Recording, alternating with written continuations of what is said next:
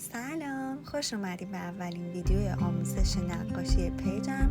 امیدوارم که خوشتون بیاد و بتونید ازش استفاده کنید. طرحی که انتخاب کردم عکس چشمای خودم هستش که با سیاه قلم طراحی کنم. ابتدا طرح رو به صورت چشمی اندازه گیری میکنیم. اگه واسهتون این کار سخته که با چشماتون اندازه گیری کنید، میتونید طرح مورد نظرتون رو چاپ کنید به اندازه‌ای که میخواید و بعد با خطکش اندازه گیری کنید و این کار باعث میشه که اندازه گیری دقیق تری داشته باشید و طرح کاملا شبیه عکس بشه.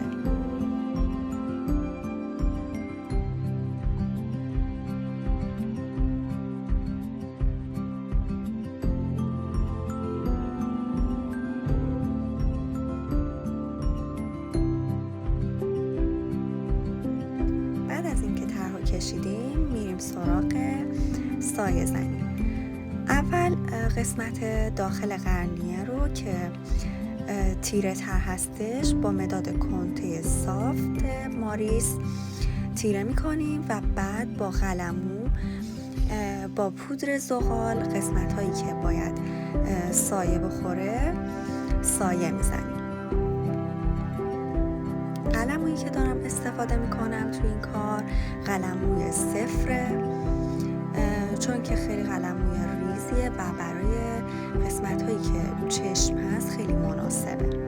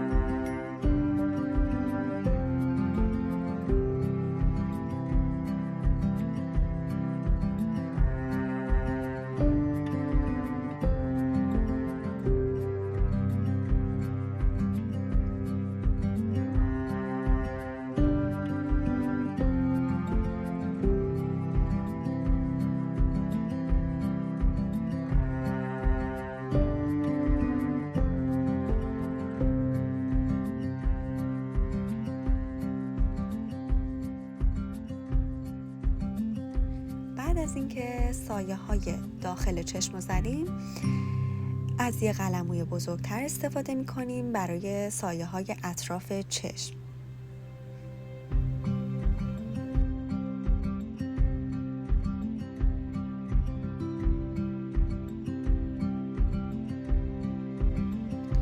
سعی کنید واسه سایه زدن پوست لایه لایه از پودر زغال استفاده کنید و روی کارتون بیارید و حجم زیادی از پودر زغال روی قلمون نباشه، چون باعث میشه کارتون لک بیفته و زیبایی خودش رو و طبیعی بودنش رو از دست بده.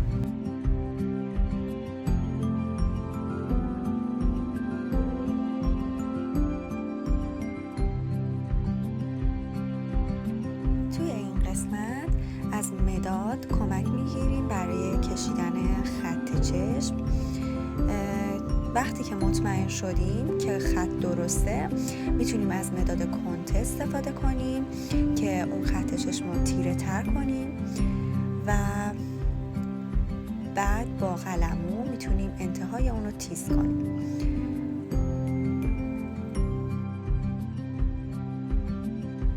از مداد کنته برای زدن موژه ها استفاده میکنیم و موژه ها رو به سمت بالا با مداد پرت کنیم. این کار باعث میشه که انتهای موژه نازکتر از ابتدای اون باشه و طبیعی تر به نظر برسه. سعی کنید انتهای کارتون رو، انتهای اون موژه‌ای که میکشید رو خیلی فشار کمتری به دستتون وارد کنید تا اون موژه ها طبیعی تر باشه.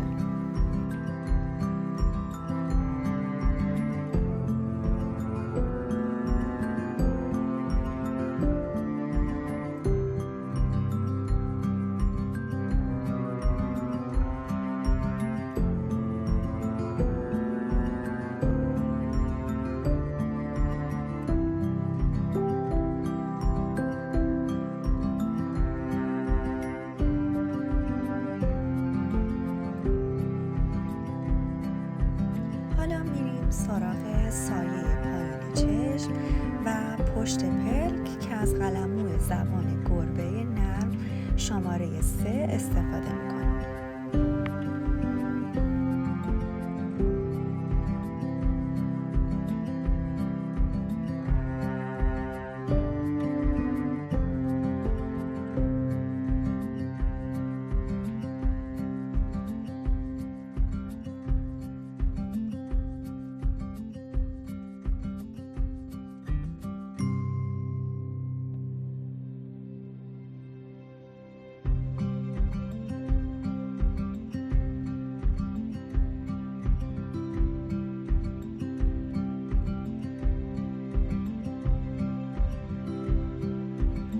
مداد B8 برای موژه های پایین استفاده میکنیم و بعد با مداد کنته تارهای ابرو رو میکشیم.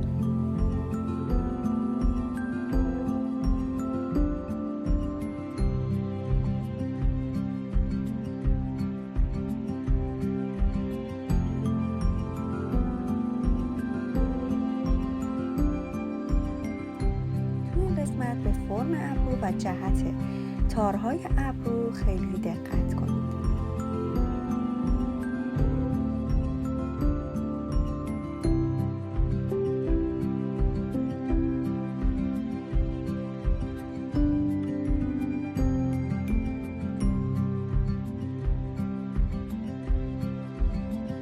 همونطور که گفتم لایه لایه سایه بزنید و قسمت هایی که باید تیره تر بشه تیره کنید.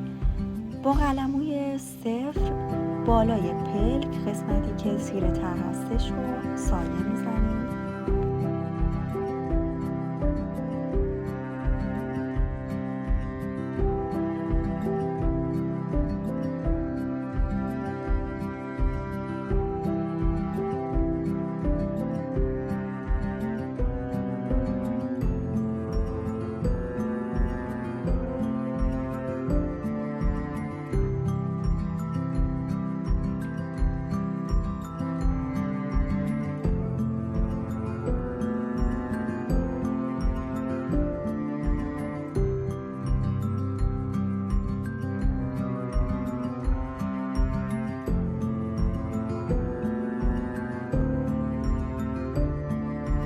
از باکن اتودی برای قسمت‌های خالی ابرو استفاده می‌کنیم.